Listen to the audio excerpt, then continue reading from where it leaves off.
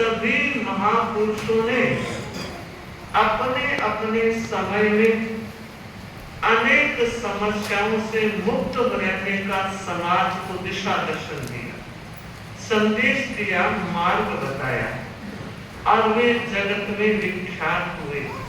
लेकिन राम जो त्रेता युग में आए और कहते हैं 300 से अधिक भाषाओं में राम का चरित्र गुंथित, इससे अंदाज लगाया जा सकता है कि राम की लोकप्रियता कितनी। भला 5-10 भाषा में किसी के चरित्र का चित्रण हो जाए तो बड़ी बात मानी जाती है, वहां 300 भाषाओं में। और मुझे लगता है उसके कई कारण राम की लोकप्रियता के रहे होंगे। मैं यह बताना चाह रही हूँ, गोस्वामी तुलसीदास जी ने अपने रामायण में एक बात लिखी है, वो राम के जीवन की जीवंत प्रेरणा आपके और हमारे जीवन में आए तो राम बनने में देर नहीं लगी। हम राम को माने, राम की माने। मैं कहा करती हूँ महावीर को माने और महावीर की माने। को और की में को तो कर ही रहे हो, की तरफ ध्यान देना है। वो स्वामी तुलसीदास जी ने लिखा है कि जब राम को राज्याभिषेक की सूचना मिली कि कल राम का राज्याभिषेक होगा, तब इर्द गिर्द रहने वाले लोग जिन्होंने ये सुना खुशी से नाचने लगे कि हमारे राजकुमार राम अब राजा राम बन जाएंगे। बहुत खुशी का माहौल था। लेकिन लिखा जा रहा है गोस्वामी तुलसीदास जी के द्वारा कि उनके मुखार बिंद पर कोई प्रसन्नता की अतिरिक्त झलक नहीं आई और अचानक पासा पलटा। मैं बताना चाहूंगी पासा क्यों पलटा, ध्यान देना है। मंथराएं हर जगह मिल सकती है मगर कहीं नहीं बनना। अपनी मति को अपने हिसाब से नियंत्रण में रखना चाहिए। जिस समय राजा दशरथ युद्ध कर रहे थे और कैकेयी भी युद्ध में निष्णात महिला थी, वो भी साथ में थी, अचानक एक स्थिति ऐसी बनती है, तब कैकेयी ने राजा दशरथ के युद्ध में प्राण बचाए थे और उस समय खुश होकर राजा दशरथ ने रानी से कहा कि आज तूने मेरी जान बचा दी और मेरा राज्य बचा दिया, मैं तुझे 2 वरदान दे रहा हूं। उसने कहा मैंने तो वरदान पाने के लिए कोई काम नहीं किया, मैंने तो अपने हृदय सम्राट को सुरक्षित रखने में अपनी जवाबदारी निभाई है। और जो व्यक्ति अपनी जिम्मेदारी निभाता है वह कैसा वर और कैसा वरदान, यह तो अपना काम है। फिर भी राजा ने कहा नहीं, मैंने कह दिया है, मांगना पड़ेगा। तो उसने कहा अभी तो कुछ सोचा नहीं, जरूरत भी नहीं। हे प्राणनाथ, अगर देना ही चाहते हो तो जब मेरी जरूरत होगी मैं मांगूंगा। आप ये दोनों वर भंडार में रख लीजिए। मुखस्त सारी बात तय हो गई और कहते हैं पूरे अयोध्या में जब राम के राज्याभिषेक का उत्सव मनाया जा रहा था, उस उत्सव भरे माहौल में मंथरा आती है कैकेयी के पास और कहती है गजब हो गया, आपको पता है अब राजकुमार राम राजा बन जाएंगे और माता कौशल्या राजमाता बन जाएगी, सब कुछ उन्हीं का चलता रहेगा और आपकी हालत तो मेरे जैसी हो जाएगी। मैं भी एक दासी, आप भी एक दासी। तो कहा ऐसा होगा, सच में होगा? तो मुझे रास्ता बताओ, क्या करना चाहिए? तो रास्ता एक साफ है, क्या कि राम को 14 वर्ष का वनवास दे दिया जाए। तो राम उन्हें बहुत प्यारे थे और लड़ाए गए थे, उनका राम के लिए वनवास कि इससे छोटा कुछ भी नहीं होगा, अगर आप राजमाता बनना चाहते हैं तो यही करना होगा। राम को वनवास और दूसरा भरत को राज्य। तो उसने कहा, एक बात मेरी समझ में नहीं आई, कौशल्या राजमाता बनेगी कब? जब राम राजा बनेंगे, और मैं राजमाता बनूंगी कब? जब मेरा बेटा राजा बन जाए। तो ये बात तो समझ में आ गई कि मैं राजमाता तभी बनूंगी जब भरत राजा बनेगा। तो मैं वरदान मांग लेती हूँ कि भरत को राजा बना दिया जाए। पर ये बात समझ में नहीं आई, मेरे लाडले राम को वनवास क्यों? अब देखिए, वो कह रही है राम को वनवास इसलिए कि भरत सुरक्षित रह जाए। अगर राज में राम रहेंगे, अयोध्या में राम रहेंगे, तो सारी जनता तो राम को जानती है और जनाक्रोश बहुत बड़ी शक्ति होती है। वे भरत को अपदस्थ कर देंगे और राम राजा बन जाएंगे। इसलिए मूलोच्छेद ही ठीक है, 14 वर्ष का वनवास दे दिया।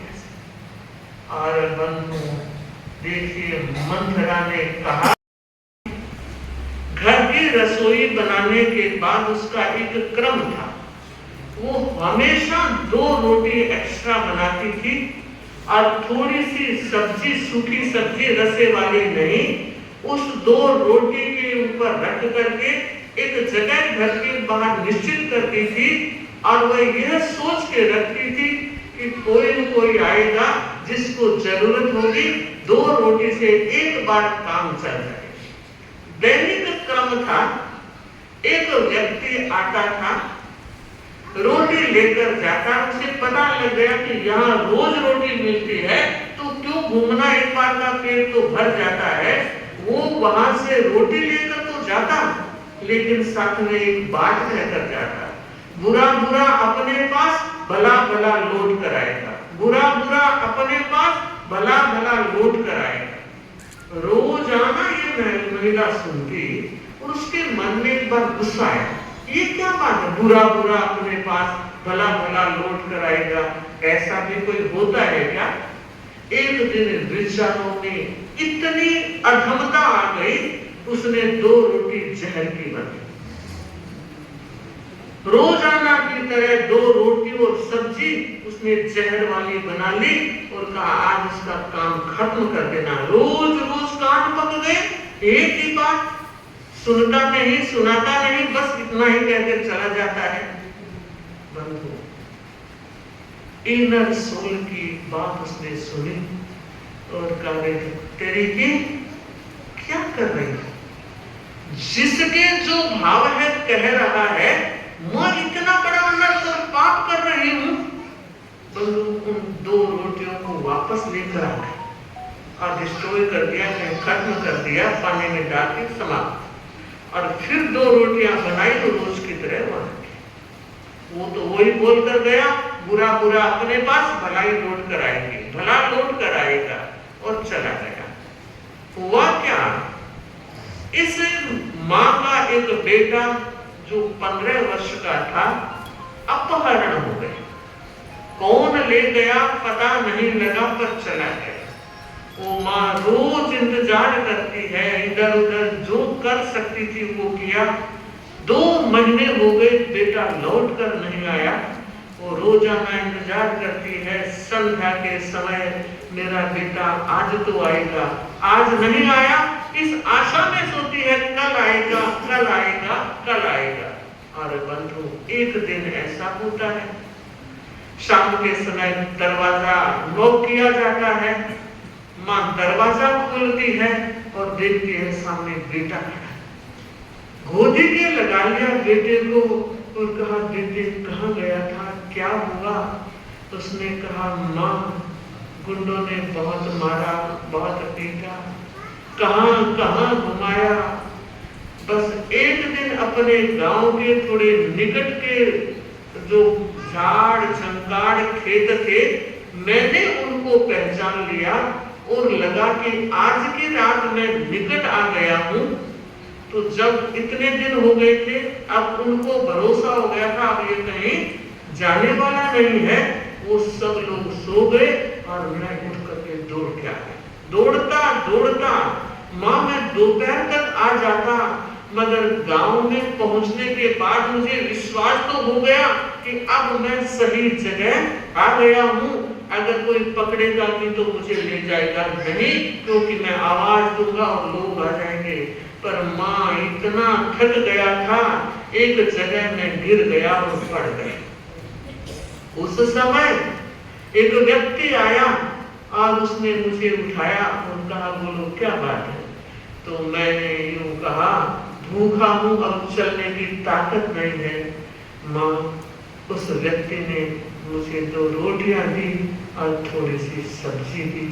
मैं उन रोटियों को खा करके थोड़ा सा सोचा अब चल सकता हूं। तो चलते चलते घर तक पहुंचा तो शाम हो गई। उस मां ने पूछा बेटा वो व्यक्ति कैसा था, उसका हुलिया कैसा था। तो उसने बताया कि मां ऐसा ऐसा था। पर मां एक बात बताऊं, उसने मुझे जब रोटियां दी तो ये कहा बुरा बुरा अपने पास भला भला लौट कर आया। वो समझ गई कि यह तो वो ही व्यक्ति था जो 2 रोटियां रोज ले जाता है।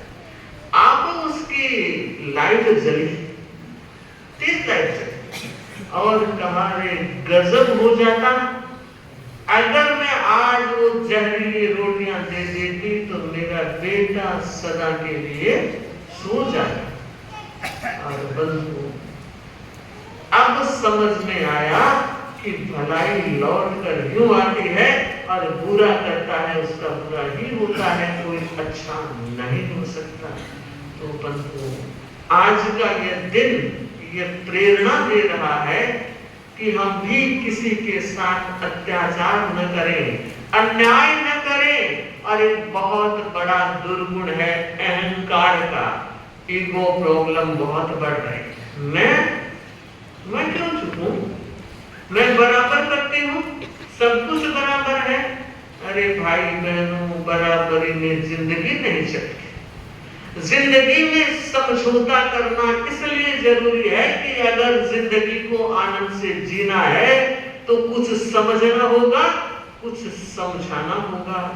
दूसरों की इच्छाओं के साथ अपनी इच्छाओं का समझौता भी करना होगा, तभी आप आनंद और शांति से जी सकते हैं।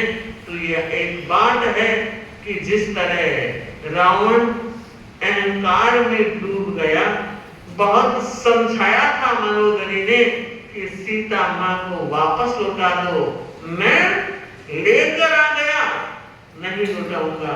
अहम का अंत क्या होता है, रावण का अंत हुआ, शक्तिशाली का अंत।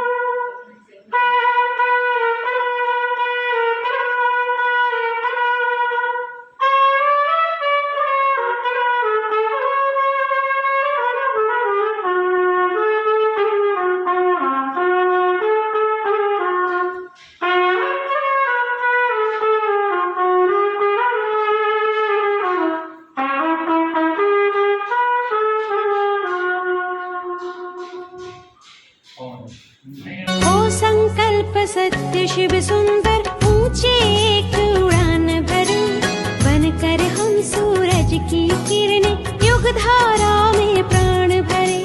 ओ संकल्प सत्य शिव सुंदर ऊंचे एक उड़ान भरे, बनकर हम सूरज की किरणें युग धारा में प्राण भरे। क्या अविद्यानामन्तस्तिमिरमिहिरद्वीपनगिरे